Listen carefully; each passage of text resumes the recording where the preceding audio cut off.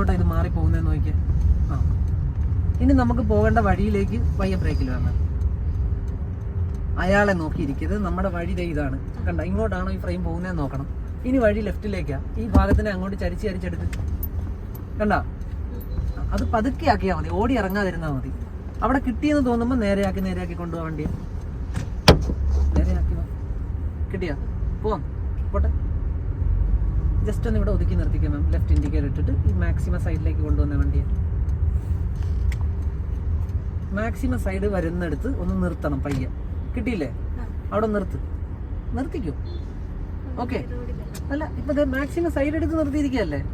ഇനി ലെവൽ ചെയ്യാൻ എങ്ങോട്ട് മാറ്റണം നോക്ക്. നീങ്ങരുത്. എങ്ങോട്ടാ മാറ്റണ്ടേ? ഫ്രണ്ടിലോട്ടാണോ വലത്തോട്ടാണോ ഇടത്തോട്ടാണോ? ലെവൽ ചെയ്യാൻ ഇടത്തോട്ടാണോ?